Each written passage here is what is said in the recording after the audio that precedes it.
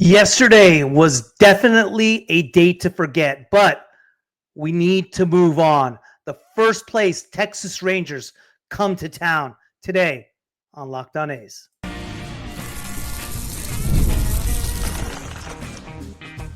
You are Locked On A's, your daily podcast on the Athletics, part of the Locked On Podcast Network. Your team every day. Welcome to Locked On A's, part of the Locked On Podcast Network, your team every day. I am your host, Booney, one name, all passion. Thank you for making Locked On A's your first listen of the day. I'm from the Bay Area, and I've been a diehard A's fan since 1981. This isn't just another A's podcast. This is the most informative and insightful show on the A's, period. We cover the A's every single day, breaking down games, delivering the latest team news, and giving you deep, thoughtful analysis you will not find anywhere else. If it's happening in Sacramento or in Las Vegas, we got you covered. We are free and available wherever you get your podcasts, including YouTube. And please do me a favor. Hit that subscribe button wherever you are following the show. The A's are currently 10-12, and with all things considered, not bad. But the first place Texas Rangers come into town for a 3-game set, and pitching needs to step up big against an explosive Rangers lineup. We will break down the pitching matchups a bit later. Just 2 years ago, the Texas Rangers won the World Series. And 2024, was a huge disappointment, marred by injuries and lackluster play. What does the 2025 Rangers look like, and what have they done so far this year? That's in a bit. First, let's do a quick review of the Brewers series and where the A's currently stand up next. This episode is brought to you in part by Monarch Money. Take control of your finances with Monarch Money. Use code LOCKEDONMLB at monarchmoney.com for 50% off your first year. As I mentioned, the A's are currently standing with 10 wins, 12 losses in the AL West, okay? All things considered, not bad. The Rangers, who come to town tomorrow evening, are at 13-9. The A's currently are 3 back. Seattle Mariners, who took 2 of 3 over the weekend against the Blue Jays, sit at 12-10, 1 game back. And the Los Angeles Angels, who took 2 of 3 from the Giants, shockingly, are 1.5 games back. The Astros lost 2 of 3 to the Padres, sit at 10-11, and are 2.5 games back. How the wild card in the American League currently looks. Again, A's aren't in bad shape, right? You have the Guardians, the Mariners, and the Blue Jays right now sitting with a playoff spot as a wild card, okay? Angels, Red Sox, and Astros are... The Angels and Red Sox, are half a game out. The Astros are a game and a half out. And the A's are 2 out. Now, I've been saying this for a long time. The A's just got to stick around the 500 mark, and they'll have a good shot at making the playoffs. I wouldn't be surprised if the last wild card in the AL sneaks in with a record of like 80-82, 81-81, and that sort of thing. But, like I talked about in yesterday's show and over the weekend and what I ranted about, the A's need to play a little bit more together, right? A little bit more team chemistry. They got to get a little bit tougher. It's early in the season. They are a young team. They're still trying to find themselves.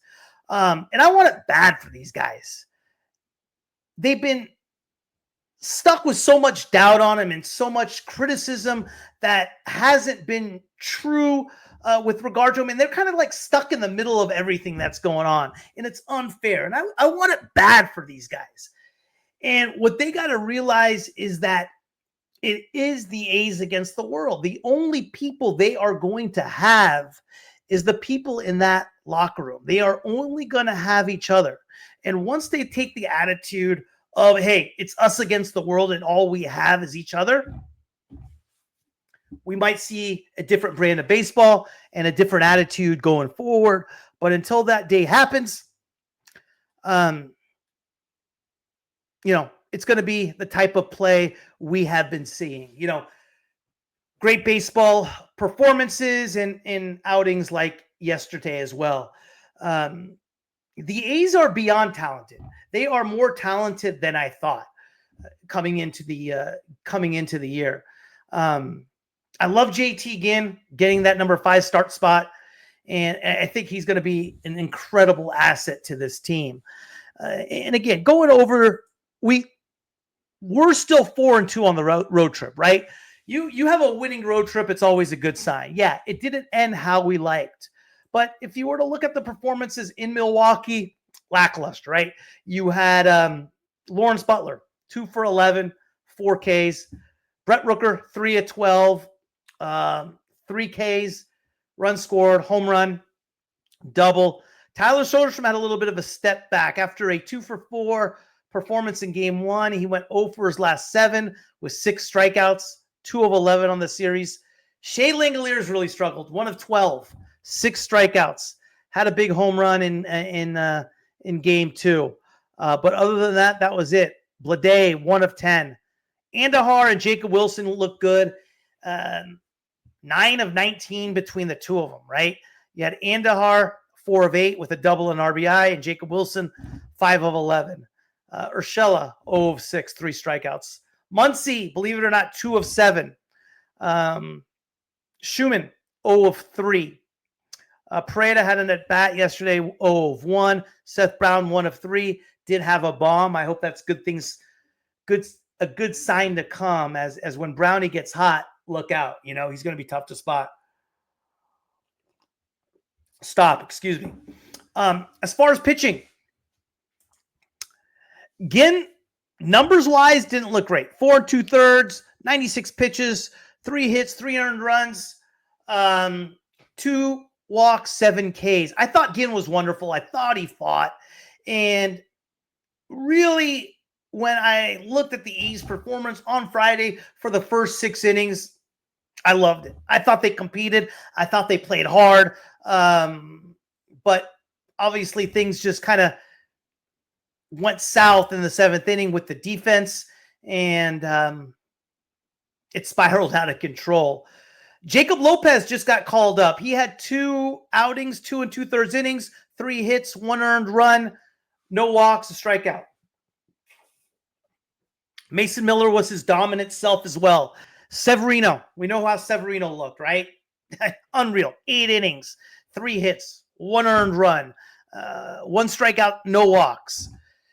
And again, yesterday got a little out of hand. Jeffrey Springs, 2 1/3 innings, 5 hits, 4 runs, 4 earned runs, 6 runs. Sorry.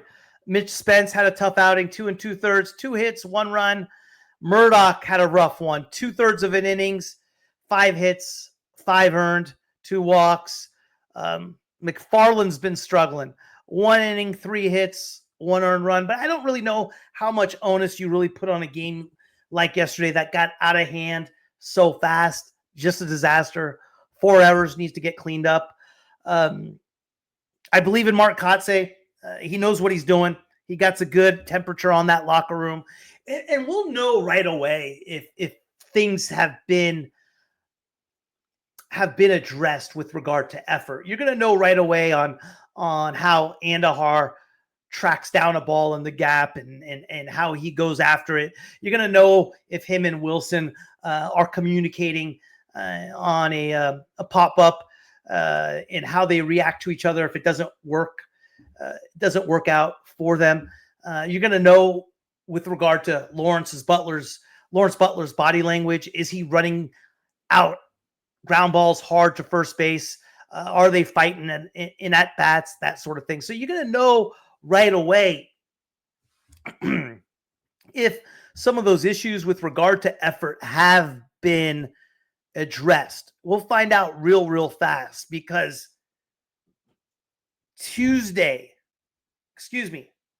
tomorrow night, they have a pros team coming in town, the 2023 World Champions.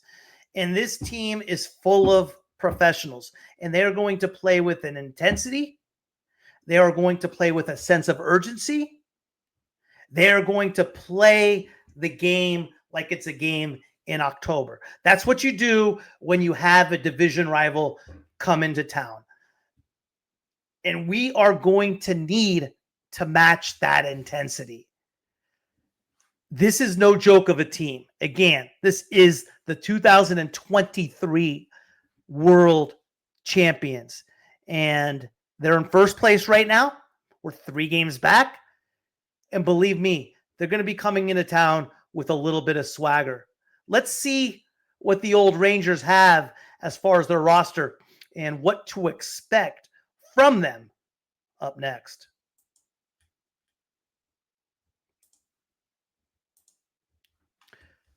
Ever check your bank account and wonder, where did all my money go? Between dining out, online shopping, and entertainment, it's easy to lose track.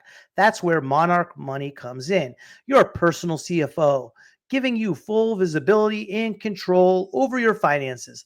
Monarch Money isn't just a budgeting app, it's a complete financial command center.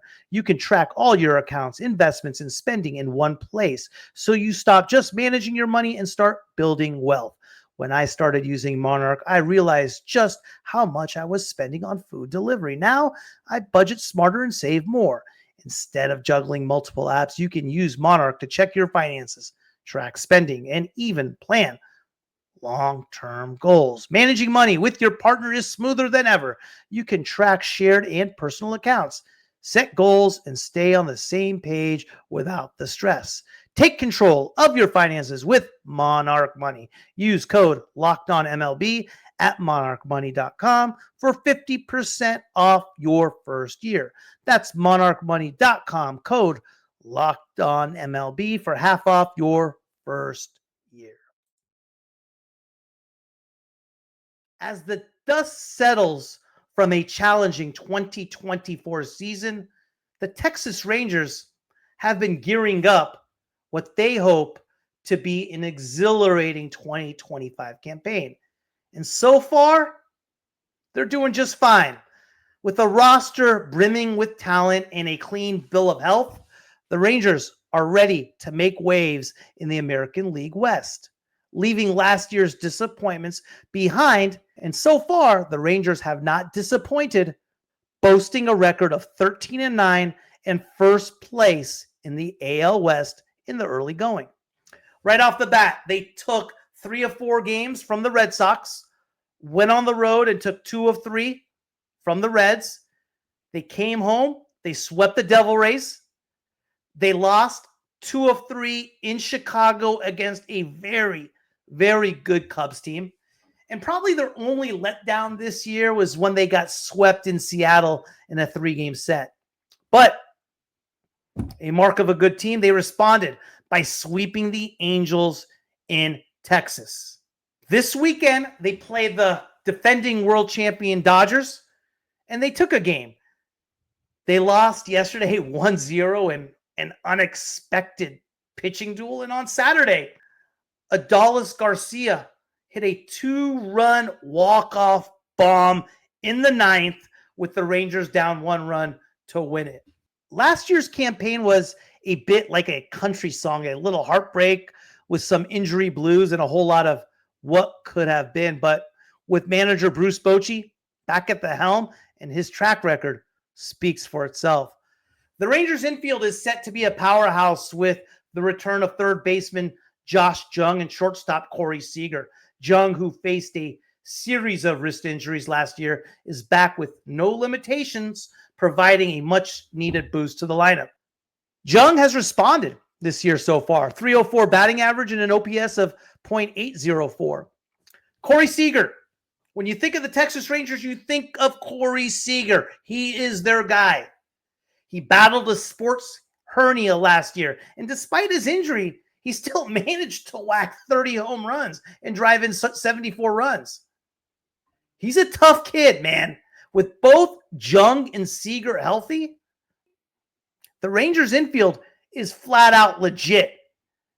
And Seager's still, like I said, one of the best shortstops in the game. After a slow start this year, he has it going, man. Batting .304, 4 home runs, and a .875 OPS. I mean, the last thing we need to see is a hot Corey Seager.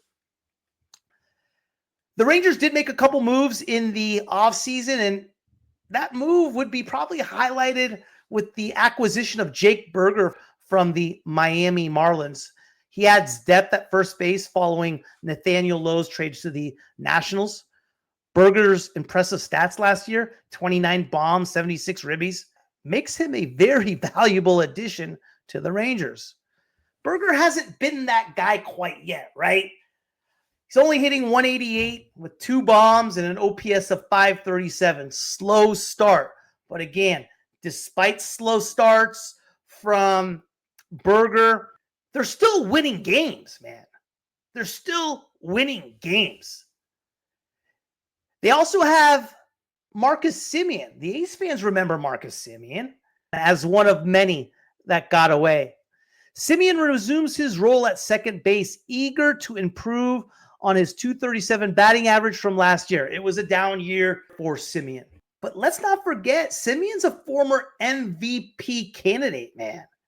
He has struggled early on in 2025, hitting only 147. But again, Semien's track record and what he has done in the past speaks for itself. Josh Smith and Ezekiel Duran will share time at third base, offering versatility and strategic options for Bochy. Both players showed promise last year, with Smith hitting .258, 13 bombs, and Duran contributing with a .246 average. But right now it's all Josh Smith. He's batting .341 and an OPS of .941, while Duran has remained hitless in 14 at-bats. How about the Rangers outfield? Well, the Rangers boast one of the strongest outfields in all of Major League Baseball. Adolis García, the veteran right fielder, aims to overcome his struggles from last season. He only batted .224, but let's not forget, Garcia's a slugger, man. 25 bombs, 85 RBIs a year ago. And he's doing about the same right now early in the season. 4 home runs, but as the Dodgers saw on Saturday, he could win a game with one swing. How about Wyatt Langford? Leody Taveras complement Garcia in the outfield. Langford's .253 average with 16 home runs indicates his readiness to contribute significantly, while Taveras brings agility and defensive prowess, and so far they have been exactly what you think. Very okay.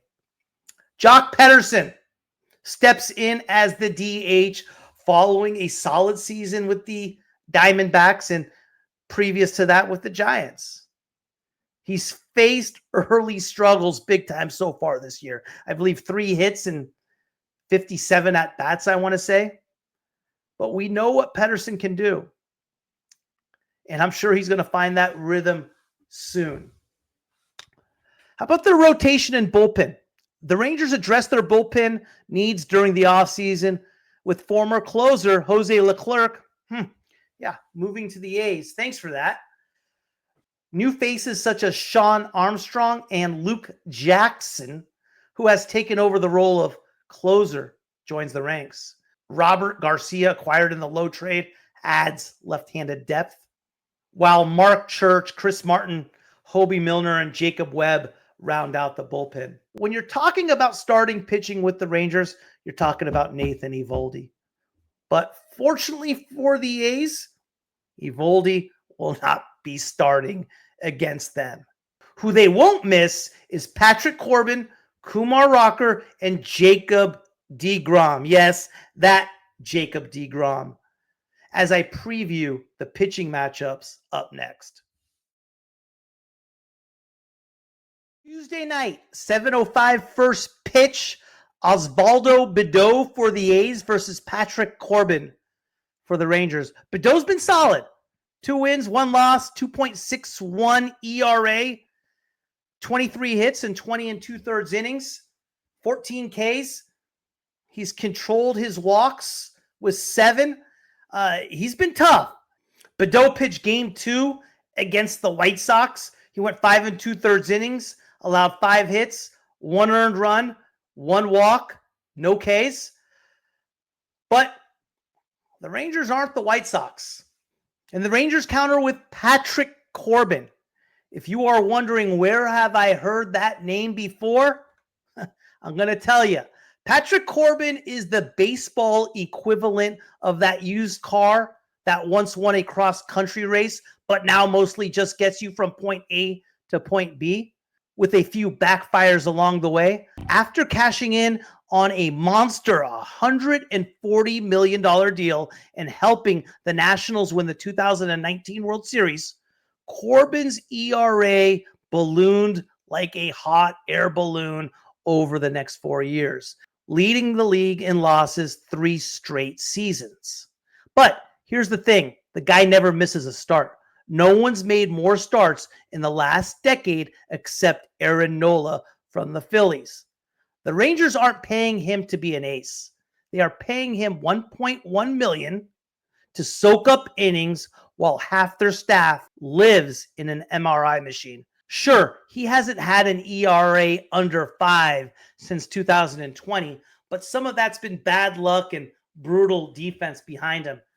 If he gives Texas 150 innings of mediocre but consistent pitching while everyone else heals up or flames out, that's a win. Think of Corbin as a human Band-Aid. Not flashy, might sting a little, but could keep this rotation from bleeding out. If there is a game the A's should win, it is Tuesday night. Badeau over Corbin. That is one we got to get. Wednesday night, 7:05. J.P. Sears with a record of 2-2, ERA 3.13, 23 innings pitched, 20 hits, 8 earned runs, 18 Ks, and 5 walks. His last outing was in Game 3 against the White Sox. He was okay. He was very okay in that outing, but he did what J.P. Sears does. He grinds, right? He fights. He's going to fight you. He's going to compete. 6 innings pitched, 3 hits, no runs, 2 walks, 2 Ks. He got out of some trouble, but again, the Rangers are not the White Sox. And the Rangers counter with Kumar Rocker, who is baseball's equivalent of a Marvel origin story. Flash, drama, power, and a whole lot of if he stays healthy. At 6'5", 245 pounds, and built like a defensive end, his dad was actually one. Rocker became a household name at Vanderbilt after torching Duke with a 19 strikeout no-hitter and winning College World Series MVP as a freshman. He's been through more twists than a Netflix drama. Originally drafted by the Mets in 2021, only to have them back out after finding medical red flags. The Rangers rolled the dice in 2022, making Kumar the number 3 overall pick. And the gamble is starting to look smart. After Tommy John surgery and a strong return, Kumar finally debuted in the bigs last September, showcasing his trademark wipeout slider that still makes hitters flinch. Literally 2-plane break and a 66% whiff rate. His fastball can touch 100. He's got a curveball with soft serve speed. And while his changeup still needs to grow up, the upside is massive. If his elbow and shoulder cooperate, Rocker could be a legit number 1 starter with highlight reel stuff. But that if is doing a lot of heavy lifting. Game 2 is a huge one, man. I don't know where to go with this one. I love J.P. Sears in that one. I think J.P. Sears is one of our best competitors. He fights every time he's out there. And he's going to have to fight on Wednesday. That's going to be a big game, a huge game on Wednesday. JT Ginn, versus, him, Jacob deGrom. When Jacob deGrom is healthy, which is rarer than a unicorn sighting these days, he's the closest thing to baseball has to a cheat code. 6'4" and built like a wiry assassin, the 36-year-old righty has 2 Cy Youngs, 4 All-Star nods, and the kind of pure stuff that makes hitters question their career choices. Drafted in the 9th round out of Stetson, deGrom somehow turned into a generational ace with a fastball that still hums in the upper 90s, a filthy slider that breaks like a bad habit, and a changeup that acts like a trap door. Despite racking up just 104 innings over the last 3 seasons due to arm injuries, when he's on the mound, he's still striking out batters at an elite clip, 23% K rate, and carrying a 3.32 ERA in his brief 2024 return. He's baseball's version of a supercar, unreal speed, jaw-dropping performance, and constantly in the shop. JT Ginn, he's had 2 starts. He's looked good in both of them. He's fought in both of them. And he is pitching with a sense of urgency and a chip on his shoulder. This series should be interesting. And my expectations, honestly, guys, I want the A's to play hard. I want the A's to compete. I want them to go out there with a chip on their shoulder and play with the type of mentality that it's the A's against the world, because that's what it really is. And the only people the A's have right now are those in the locker room with them. I want to see togetherness. I want to see some toughness. And if the A's do that, win or lose, over the long run, everything else is going to take care of itself. That's all I really want to see. I want to see some toughness. I want to see the A's compete. I want them to run out ground balls to first base. I just want them to play the right way, and I want them to play for each other. And if they do that, that's a win for me. Thank you for making Locked On A's your first listen today. For your second listen, check out the all-new Locked On MLB Game Night. Every game, every night, all season long. Get local analysis on a national scale. Find MLB Game Night on Locked On MLB on YouTube or wherever you listen to your podcasts.